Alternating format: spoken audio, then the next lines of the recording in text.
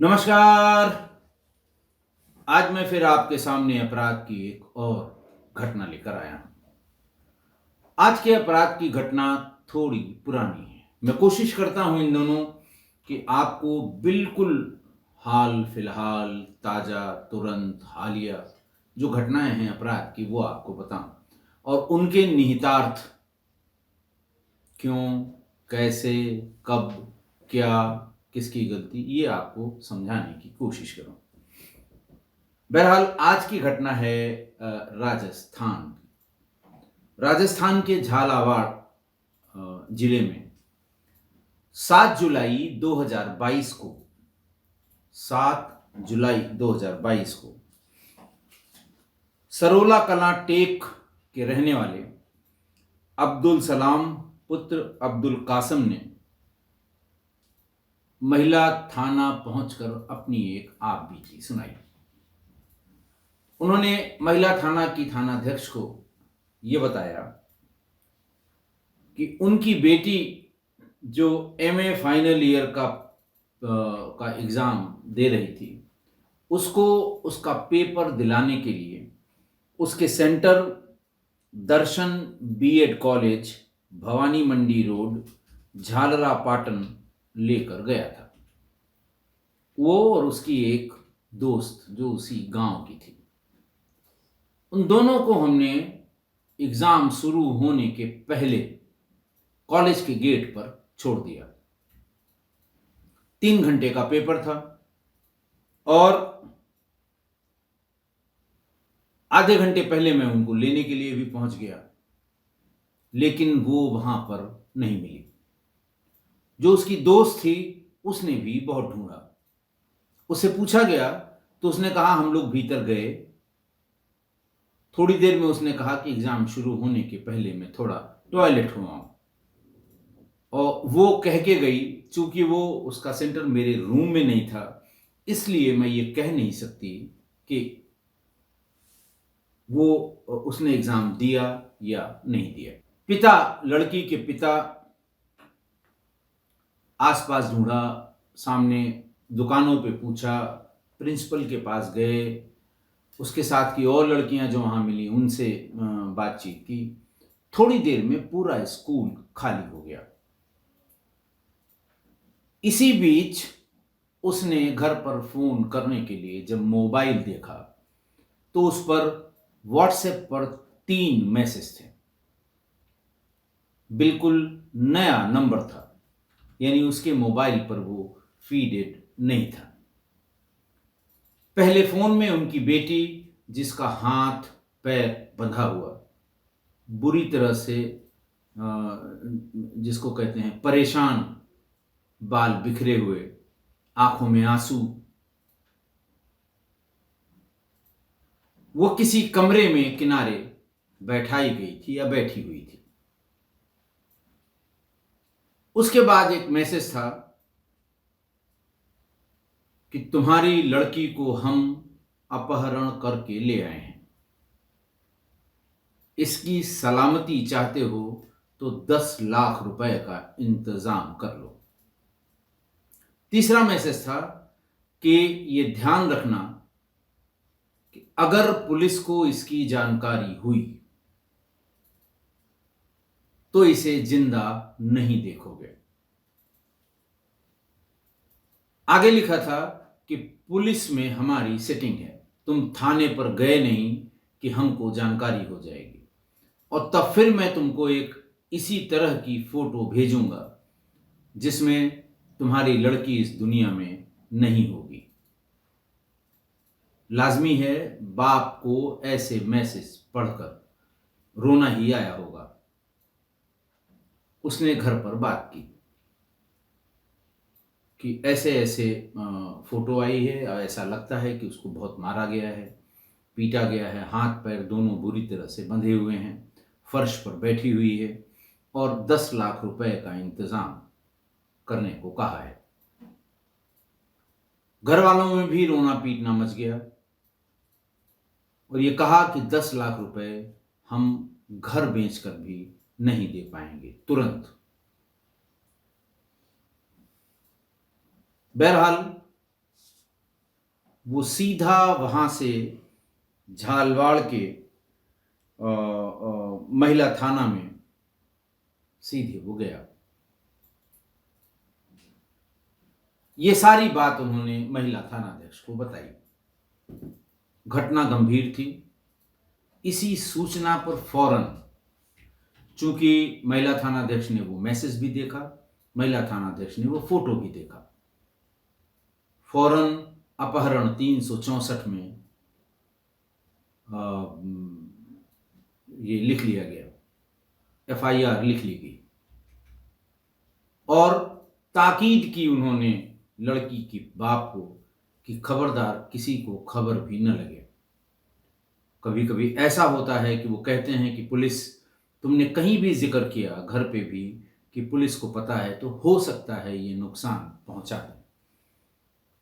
बहरहाल पूरी police force पहुंच गई दर्शन BEd कॉलेज, भवानी मंडी, झालारा पाटन। प्रिंसिपल से पूछताछ की गई, बुलाया गया, जो सर्वेंट था उसको बुलाया गया, एग्जाम कोऑर्डिनेटर को बुलाया गया। देर रात तक उनसे पूछताछ हुई। ये बात तय पाई गई, भीतर जो CCTV लगे हुए थे उनसे ये बात तय पाई गई कि लड़की आई तो जरूर, लेकिन वो कमरे में एग्जाम देने नहीं गई। थोड़ी देर बाद जब एग्जाम का समय खत्म होने वाला था, उसके 10 मिनट पहले, 15 मिनट पहले वो कॉलेज गेट से बाहर हो गई। केवल इतना पुलिस को पता लगा। कॉलेज के गेट के सामने किसी भी दुकान में कोई CCTV फुटेज, कोई भी CCTV कैमरा नहीं मिला। पुलिस ने उस सामने वाली रोड पर करीब 3 किलोमीटर तक जितने CCTV लगे हुए थे सबके फुटेज निकलवाए और अंत में एक मेडिकल स्टोर पर बाहर लगे हुए एक CCTV में रिकॉर्डिंग मिल गई कि वो पीछे मोटरसाइकिल में आराम से बैठी हुई किसी लड़के के साथ जा रही है। पुलिस ने उसका मोबाइल, वो जो उसका गाड़ी का नंबर था वो ट्रैक किया। उसका हुलिया भी धीरे धीरे धीरे धीरे पुलिस ने देखना शुरू किया, बात करना शुरू किया, लोगों को बताना शुरू किया। पुलिस को 2 दिन जरूर लगे, लेकिन पुलिस ने उस लड़के को आइडेंटिफाई कर लिया। उसका नाम देवेंद्र चौधरी था। वो उसी गांव का रहने वाला था जिस गांव का सरोला कलां का के टेक मोहल्ले का, जहां की वो लड़की थी। बहरहाल दोनों को थाने पर लाया गया, पूछताछ शुरू हुई। आप समझ ही गए होंगे दोनों अलग अलग धर्म से थे, दोनों की उम्र लगभग एक ही थी, 20-21 साल।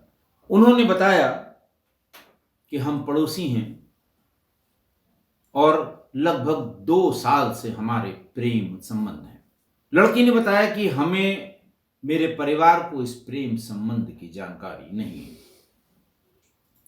मैंने कभी जिक्र नहीं किया, लेकिन देवेंद्र ने अपने परिवार से इसका जिक्र किया था और देवेंद्र का परिवार किसी भी कीमत पर यह शादी करने को या राजी होने को भी राजी नहीं हुआ। कारण वही, अलग अलग धर्म के हैं। दूसरा, गांव का जो समाज है वो इसको कभी एक्सेप्ट नहीं करेगा। तीसरा, इसमें धार्मिक उन्माद फैलने की आशंका है। तमाम बातें लड़के को उनके घर वालों ने समझाई कि तुम्हारे एक काम से इतना नुकसान हमारा हो सकता है। ये बात देवेंद्र ने लड़की को भी बताई कि ये शादी हमारे घर वाले कतई राजी नहीं होंगे। तुम चाहो तो अपने घर में भी इसका जिक्र कर सकती हो। लड़की ने साफ इनकार कर दिया कि जब तुम्हारे यहाँ वाले तैयार नहीं हैं, हमारे यहाँ वाले तो लड़की वाले हैं, वो क्यों तैयार होंगे, और फिर हमारा बाहर निकलना बंद हो जाएगा, मोबाइल फोन हमारा छीन लिया जाएगा, हम तुमसे बात भी नहीं कर पाएंगे। इसके पहले कि हमारे घर वालों को भी पता लगे या तुम्हारे घर वाले हमारे घर वालों को बता दें, हमें कुछ करना होगा। लड़की क्राइम पेट्रोल और सावधान इंडिया देखने की एडिक्ट जिसे कहते हैं, वो देखती जरूर थी, ऐसा उसके घर वालों ने बताया। उसने प्लान बनाया। जो ज्ञान उसने अर्जित किया था इस तरह के धारावाहिक देखकर, उसने कहा सबसे पहले एक नया मोबाइल फोन ले लो। पुराने मोबाइल में नया सिम डालोगे पुलिस पता कर लेगी, तो नया मोबाइल और नया सिम तुम्हें खरीदना होगा। देवेंद्र ने फौरन एक दिन दो दिन बाद बता दिया कि ये नया मोबाइल और नया सिम मैंने खरीद लिया है। फिर उसने कहा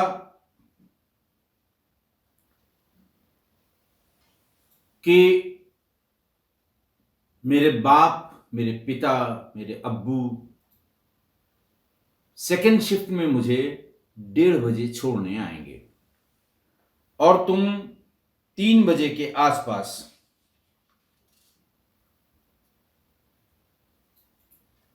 बाहर आकर खड़े हो जाना। मेरे अब्बू लेने के लिए करीब आधे घंटे पहले कभी कभी पहुंच जाते हैं। मैं उसके पहले भी एक बार देख लूंगी, अगर अब्बू होंगे तो फिर उनके साथ चली जाऊंगी जैसे हमेशा जाती हूं, और अगर नहीं होंगे तो तुम तैयार रहना। फिर उसने बताया कि ऐसे ऐसे बांध के और ऐसे ऐसे फोटो और 10 लाख रुपए की फिरौती, ये डिमांड तुम्हें करनी पड़ेगी। देवेंद्र चौधरी को थोड़ा अटपटा लगा। उसने कहा इससे क्या होगा? उसने कहा देखो, पहले तो वो मेरी जान की फिक्र करते हुए पुलिस में नहीं जाएंगे। पुलिस में नहीं जाएंगे तो कौन ढूंढेगा? तुम्हारे घर वालों को पता है, उन्हें आइडिया लग जाएगा, वो कुछ कह भी सकते हैं, नहीं भी कह सकते हैं। लेकिन चूंकि लड़की वाले अगर लिखाएंगे तो फिर ज्यादा तेजी पकड़ती है पुलिस। अब देखिए दिमाग, उसने कितना ज्ञान अर्जित कर लिया था। और मुझे छुड़ाने के लिए वो हर हाल में 10 लाख रुपए चाहे उधार मांग कर ले आए, इकट्ठा करेंगे, लेकिन इसमें वक्त लगेगा। इस बीच में हम लोग कोटा पहुंच जाएंगे और कोटा में हम कोर्ट मैरिज कर लेंगे। फिर जब तक पुलिस हम तक पहुंचेगी, पुलिस आएगी या घर वाले आएंगे या फोन आएगा, तब तक हम लोग शादी कर चुके होंगे। उसके बाद फिर हम अपने घर वालों को बताएंगे, तुम भी अपने घर वालों को बताना। हम दोनों लोग पढ़े लिखे हैं, हम कहीं नौकरी कर लेंगे और राजस्थान से बाहर चले जाएंगे ताकि घर वाले हमारा पीछा न करें। लेकिन पुलिस की जो एसपी थी वहां, ऋचा तोमर, झालावाड़ की जो एसपी थी ऋचा तोमर, उन्होंने एक टीम लगाई और उन्होंने टीम को भी ये हिदायत दी कि इसका बहुत हल्ला नहीं होना चाहिए। और तब बिना बहुत ज्यादा शोर शराबा के दोनों पकड़े गए। मतलब ये कि क्राइम करने के लिए एक शादी करना एक अच्छा रास्ता है। मतलब ठीक है, आप दो यंग लोग हैं, बालिग लोग हैं, शादी कर सकते हैं, कोई नहीं रोक सकता उन्हें। लेकिन वहां तक पहुंचने के लिए अपराध का रास्ता अपनाना, वो भी एक लड़की का, ये थोड़ा अजीब है। बहरहाल पुलिस ने देवेंद्र चौधरी को गिरफ्तार किया और उसे जेल भेज दिया। आज की घटना।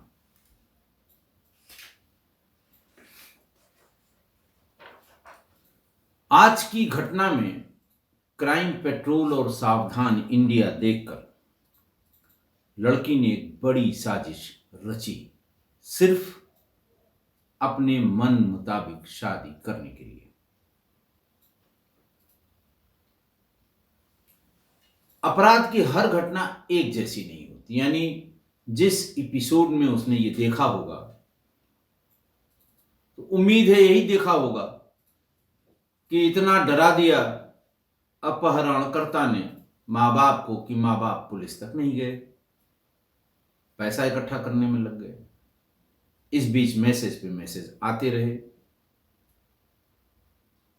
फिर जब कई दिन बीत जाने के बाद उन्हें लगा कि उनकी बच्ची के साथ दुर्व्यवहार हो रहा है तो उन्होंने फैमिली में शेयर किया। फैमिली वालों ने ये राय दी कि थाने पर जाओ। थाने भी हो आए। उसके बाद समय इसमें इतना लग गया कि दोनों शादी वादी करके जहां कहीं भी रहे होंगे वापस आए होंगे। कुछ इस तरह घटना के किसी पार्ट में होगा जो उसके दिमाग में बैठ गया कि इससे बढ़िया तरीका कोई नहीं है। लेकिन ऐसे एपिसोड देखने वाले लोग कोई भी हों, वो लड़की थी या कोई और भी हो, किसी एक एपिसोड पर दिमाग लगाकर फिक्स करके बैठ जाते हैं। तमाम और एपिसोड हैं जिसमें शातिराना से शातिराना तरीके से किया गया अपराध भी छिपता नहीं है और पुलिस अपराधी तक पहुंच जाता है। ये उनके दिमाग में रजिस्टर नहीं होता, ये उनके दिमाग में क्लिक नहीं करता और फिर उनको ये लगता है कि पुलिस पकड़ भी लेगी तो क्या करेगी, हम बालिग हैं, हम भाग गए थे, अब हम शादी करेंगे, पुलिस प्रोटेक्शन में आके फिर हम शादी करेंगे, पुलिस को एक बार जानकारी हो जाएगी तो फिर हम और बच जाएंगे, सेफ हो जाएंगे। इस तरह से कुछ उनके दिमाग में चलता है ये सब देखने वालों के। अब आप सोचिए कि कॉलेज के बाहर उसने रेकी पूरी की थी कि गेट के बाहर कोई सीसीटीवी नहीं थी। भीतर की जितनी सीसीटीवी थी उनसे बाहर वो किसके साथ गई ये कवर नहीं होता था। किस रास्ते से जाना है, किस रास्ते से आना है, कुल मिला के उसे 10-15 दिन का टाइम बाई करना था जिसमें वो शादी कर सके। लेकिन एक मेडिकल स्टोर पर कॉलेज से कोई 500 मीटर दूर लगी हुई एक सीसीटीवी ने पुलिस को पूरी लाइन क्लियर करा दी। एक सीसीटीवी फुटेज में सामने से उस निकला होगा तो वो फ्रैक्शन ऑफ मिनट यानी 10 सेकेंड या 5 सेकेंड से अधिक की वो फुटेज नहीं रही होगी। लेकिन उसी फुटेज ने पुलिस को दोनों तक पहुंचा दिया। देखिए, शादी न होनी थी न अब होगी। माँ बाप राजी नहीं होते, ये भागते कहीं पर कहीं जाते, शादी करके भी आते। ग्रामीण परिवेश में ये सब परमिसिबल नहीं होता है, पता नहीं कितना बवाल होता, क्या होता। तो शादी और अब तो होने का सवाल ही नहीं है। अपहरण का जो मुकदमा लिखा गया था उसमें अपहरण से संबंधित सबूत थे। लड़की का हाथ पैर बंधा हुआ, रोनी सूरत, 10 लाख की डिमांड और वार्निंग की पुलिस से बताया तो जान से चली जाएगी। सारे इंग्रेडिएंट हैं अपराध के। पुलिस ने इन्हीं सारी एविडेंस के आधार पर उसे जेल भेज दिया। अब वो लड़की चिल्लाती रहे कि साहब ये तो हमारा प्लान था, ये तो हम ही ने किया था, ये तो जानबूझ के हमने हाथ पैर बंधवाए थे, इसमें इसका कोई कसूर नहीं है, हम शादी करना चाहते थे। करते रहिए, आप कोर्ट में साबित करिए। पुलिस इसलिए करती है ऐसा कि सपोज करिए उनको छोड़ दें कि हाँ भाई, मान लिया ये तुम्हारा प्लान था, मान लिया कि इसने किडनैपिंग नहीं की थी, मान लिया कि तुम्हारे बीच में जो चल रहा था तुम उसको लीगलाइज करना चाहते थे, सब मान लिया मैंने। लेकिन अब एक बार दोनों परिवार को और दोनों कम्युनिटी को पता लग गया है। कल के दिन दोनों में से किसी का नुकसान हो जाए तो सारे पुलिस वाले सस्पेंड होंगे कि आपकी जानकारी में था, आपने क्यों छोड़ दिया। ऐसी तमाम वारदातें आपको नेट पे भी मिलेंगी और मेरे अपनी सर्विस में भी हुई हैं। पुलिस ने एविडेंस देखा, जेल भेज दिया। एक बार वो जेल चला गया तो लड़की को अपनी माँ बाप की बात मानना उसकी मजबूरी हो गई। और मैं ये भी बता दूं कि अदालत में ट्रायल के समय ये लड़की हर हाल में देवेंद्र चौधरी के खिलाफ गवाही देगी, बयान करेगी, क्योंकि तब वो बिल्कुल माँ बाप के पास होगी, माँ बाप के कहने पर होगी। जा नहीं सकती, उसके पास कोई ऑप्शन नहीं था। अब इस अंधे प्यार को क्या कहा जाए? सोचने समझने की शक्ति छीन हो जाती है। अरे भाई, जहां थे ये झालावाड़, वहां की कोर्ट में शादी कर लेते। क्या ये सब ड्रामा करने की जरूरत थी? शादी कर लेते, लौट के आते, माँ बाप को बताते, कुछ दिन बाहर बिताते, सामान्य हो जाता तब आते। इतना ड्रामा करने की क्या जरूरत थी? यानी एक अच्छा काम, दोनों ने एक टारगेट रखा था कि हम शादी करेंगे। एक अच्छे टारगेट को अचीव करने के लिए बहुत ही गलत रास्ते पर, बहुत ही अंधे रास्ते से चलना, आपराधिक कृत्य वाले रास्ते से चलना, ये कहां की समझदारी है? मैं किस्सा गोई परिवार से फिर से कहूंगा कि बच्चों, खासकर जो बच्चे हैं या जो बालिग लोग भी हैं, इतने तरीके हैं, इतने एवेन्यूज हैं, आप पहले उसको एक्सप्लोर कर लीजिए। इतना खतरनाक तरीका अपनाने की क्या जरूरत है? बहुतों ने ऐसी शादी करने के लिए, किसी ने मां को मार दिया, किसी ने बाप को मार दिया, किसी ने किसको मार दिया, किसी ने किसको मार दिया शादी करने के लिए। जितनी अपराध की घटनाएं मैंने बताई हैं, इन सब में ये शादियां नहीं हुई। और अगर कभी इसका अपडेट मिला तो मैं बताऊंगा। मैं दावे से कहता हूं ये शादी अब कभी नहीं हो सकती। और उम्मीद पूरी है कि देवेंद्र को इस अपहरण में सजा भी हो जाएगी। आशा है आप मेरी इस बात से सहमत होंगे। आज के लिए इतना ही। बहुत बहुत धन्यवाद।